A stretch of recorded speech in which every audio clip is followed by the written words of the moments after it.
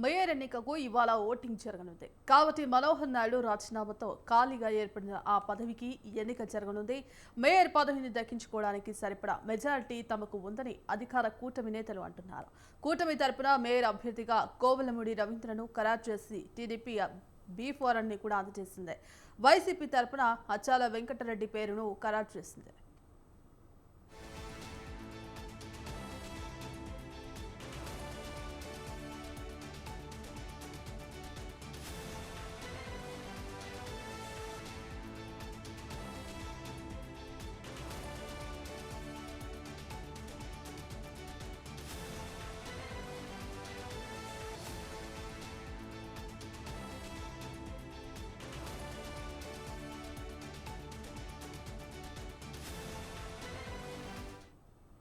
ఉదయం 11 గంటలకు ఎన్నికల అధికారి ఆదేశాల మేరకు తొలుత హాజరు తీసుకుంటారు. 63 మంది సభ్యులకు గాను 32 మంది హాజరైతే కోరం ఉన్నట్లు పరిగణించి సమావేశం ప్రారంభిస్తారు.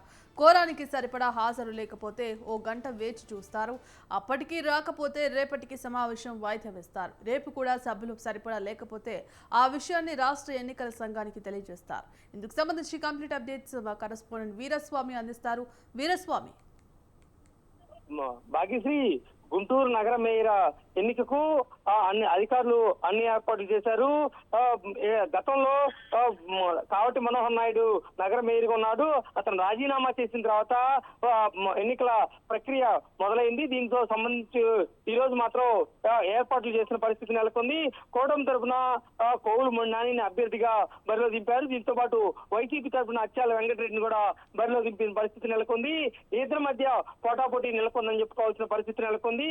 దీంతో పాటు చూసుకున్నట్టే కార్పొరేటర్లు, దాంతో పాటు ప్రజాప్రతినిధులు, ఒక ఎంపీ, 3 ఎమ్మెల్సీలు, 3 ఎమ్మెల్యేలకు ఉన్నారు కాబట్టి మొత్తం సంఖ్య 63 చేరుకుంది. వాటిలో మాత్రం 32 మంది ఉంటే మాత్రం ఈ రోజు ఎన్నికలకు సజావుగా కొనసాగించే అవకాశాలు ఉన్నాయి. ఇక్కడ సంబంధించి ఇన్ఛార్జిగా భార్గవ్ తేజ్ ను నియమించిన పరిస్థితి నెలకొంది. జాయింట్ కలెక్టర్ గా భార్గవ్ తేజ్ ఉన్నారు. అతను ఆ సారథ్యంలోనే ఈ కొనసాగింపు జరుగుతుంది. ముందస్తు ప్రణాళికల నేపథ్యంలో 144 సెక్షన్ కూడా విధించిన పరిస్థితి నెలకొంది. దీని మీద ఎత్తుగడలు వేస్తుంది కూటమి ప్రభుత్వం. ఎలాగైనా కైవసం చేసుకోవాలని భావిస్తోంది. ఒకవైపు నుంచి వైసీపీలో కూడా గతంలో కూడా 46 మంది కార్పొరేటర్లు ఉన్నారు. కాలక్రమంలో మాత్రం కూటమి ప్రభుత్వంలో చేరిన పరిస్థితి నెలకొంది. ఎలాగైనా దీన్ని కైవసం చేసుకోవాలని వైసీపీ కూడా ధీమా వ్యక్తం చేసుకుంది. దీంతో పాటు చూసుకున్నట్టు మాత్రం కూటమి ప్రభుత్వం, అటువైపు చూసుకున్నట్టే వైసీపీ ఇద్దరు కూడా ఇరు పార్టీలు కూడా విప్ను జారీ చేసిన పరిస్థితి నెలకొంది. దీని వైపు చూసుకున్నట్టు మాత్రం కట్టుదిట్టమైన భద్రత మధ్య దీని మాత్రం ఎన్నిక సజావుగా సాగించేందుకు మాత్రం భావిస్తున్నారు అధికారులు.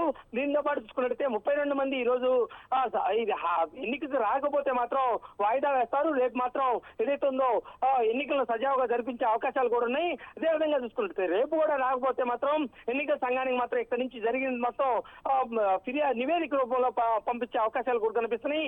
ఏది ఏమైనా కానీ ఈ రోజు మాత్రం ఎత్తుగడలో భాగంగా కూటమి ప్రభుత్వం కైవసం చేసుకుంటుందా, లేదా దాన్ని మాత్రం చిత్తు చేసి వైసీపీ మాత్రం తానే కైవసం చేసుకుంటుందా అనేది మనం వేచి చూడాల్సిన అవసరం ఎంతైనా ఉంది. ఈ నేపథ్యంలో చూసుకున్నట్టే గుంటూరులో రాజధాని ప్రాంతంలో ఉంది కాబట్టి మేయర్ ను కూడా ఎట్టయితే చూసుకున్నట్టు మాత్రం అధికారంలో ఉన్నాము. తప్పనిసరిగా మేయర్ పీటను కైవసం చేసుకోవాలని కూటమి ప్రభుత్వం భావిస్తోంది. Bhagyashree. Right, thank you Veeraswamy.